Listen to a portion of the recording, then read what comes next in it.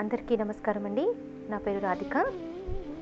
మాఘమాసంలో 4వ రోజు మాఘ పురాణంలో 4వ అధ్యాయము చెప్పుకుందాము.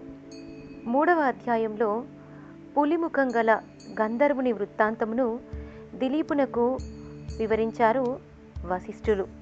తిరిగి వశిష్ఠుల వారు మాఘమాసం యొక్క మహత్యాన్ని ఇలా చెప్తున్నారు. పూర్వకాలంన కుత్సురుడు అనే పేరు గల విప్రుడు అంటే ఒక బ్రాహ్మణుడు ఉండేవాడు. అతడు కర్దమముని యొక్క కుమార్తెను వివాహమాడాడు. కొంతకాలంనకు ఆ దంపతులకు ఒక కుమారుడు జన్మించాడు. కుమారునికి 5వ ఏడు రాగానే ఉపనయనం చేయించారు. ఆ బాలుడు దినదినాభివృద్ధి చెందుతూ పెద్దలను గౌరవించడం, విద్యాభ్యాసం చేయడము, విద్యాభ్యాసంపై శ్రద్ధ చూపడము, నీతి నియమాలను పాటించుచు దైవ కార్యములయందు భక్తి కలిగి ఉండి మొదలగు అన్ని మంచి కార్యములను నెరవేర్చుచు సకల శాస్త్రములను అభ్యసించాడు. ఈ విధంగా కొంతకాలము గడిచెను. ఆ బ్రాహ్మణ బాలునకు యుక్త వయస్సు వచ్చెను. అతనికి దేశాటనకు వెళ్ళవలననే కోరిక కలిగి తీర్థయాత్రలకు బయలుదేరను. అనేక పుణ్యక్షేత్రములను దర్శించుచు సిద్ధులను సేవించుచు మాఘమాసం వచ్చినప్పటికీ కావేరీ నదీ తీరంనకు చేరుకున్నాడు.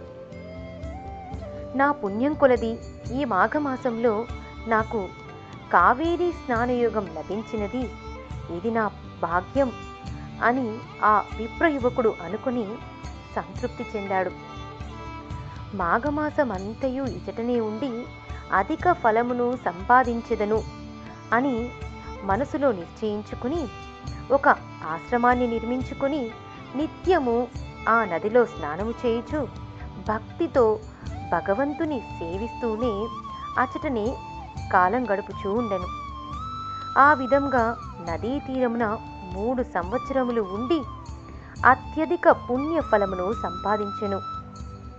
ఆ తరువాత అన్ని కోర్కెలను సంపాదించుటకు ఘోర తపమును ఆచరించవలయునని తలంచి ఆ సమీపమందు ఒక పర్వతంపై తపస్సు చేసుకునడానికి సంకల్పించుకుని తపస్సు చేయడం మొదలుపెట్టాడు. అట్లు కొంతకాలము నిష్ఠతోనూ నిశ్చలమైన మనస్సుతోనూ తపస్సు చేసుకుంటూ ఉండెను. అతని దీక్షకు శ్రీమన్నారాయణుడు సంతోషించి ప్రత్యక్షమయ్యాడు. ఆ విప్రయువకుడు కళ్ళు తెరిచి చూసేసరికి శంఖచక్ర గదాధరుడై కోటి సూర్యుల ప్రకాశముతో ఉన్న శ్రీహరి నిండు విగ్రహాన్ని చూశాడు. అమితమైన ఆనందముతో సాష్టాంగ నమస్కారము చేసి చేతులు జోడించి అనేక రీతుల స్తోత్రము చేశాడు. ఈ విధంగా స్తుతించిన ఆ బ్రాహ్మణ యువకుని భక్తిభావమునకు శ్రీహరి ఎంతగానో సంతోషించి అతనిని ఆశీర్వదించి ఇట్లు పలికెను. ఓ విప్రకుమారా, అంటే ఓ బ్రాహ్మణ కుమారా, నీవు భక్తి ప్రభావముచే నన్ను ప్రసన్నుని చేసుకుంటివి. అది ఎట్లా అనగా, నీవు విడవకుండా అనేక పర్యాయములు మాఘమాసములో నదీ స్నానము చేసి తపశ్శాలురు కూడా పొందని మాఘమాస పుణ్య ఫలమును సంపాదించితివి. అందుచేతనే నీపై నాకు అమితమైన అనురాగము కలిగినది. కావున నీకేమి కావలయునో కోరుకునుము, నీ అభీష్టమును నెరవేర్చెదను అని శ్రీమన్నారాయణుడు పలికెను. శ్రీహరి పలికిన పలుకులకు ఆ బ్రాహ్మణుడు తన్మయుడై, ప్రభు, జగద్రక్షక, సర్వాంతర్యామి, ఆపద్బాంధవ నారాయణ, ఆ దివ్య దర్శనము వలన నా జన్మ తరించినది. నిన్ను చూచినది మొదలు నేను ఏ విధమైన సుఖాలు కోరుటకు నా మనస్సు అంగీకరించలేదు. మనుజుడు ఏ మహాభాగ్యము కొరకు జీవితాంతము వరకు దీక్ష వహించునో అట్టి మహద్భాగ్యము నాకిప్పుడు కలుగగా మరొక కోరిక కోరగలనా? నాకింకేమీయూ అవసరము లేదు.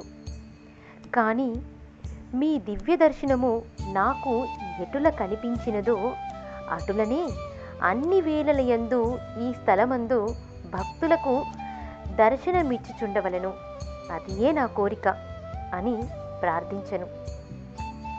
శ్రీహరి ఆ విప్రకుమారుని కోరికను మన్నించి, నీ అభీష్టము నెరవేర్చెదగాక అని పలికి నాటి నుండి అచటనే ఉండిపోయెను.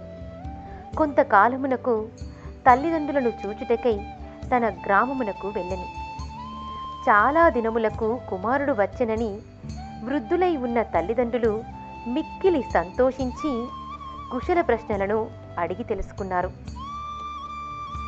మాఘపురాణంలో 4వ రోజు అధ్యాయము పరిసమాప్తమైనది. తిరిగి రేపు 5వ అధ్యాయంతో మళ్ళీ కలుసుకుందాము.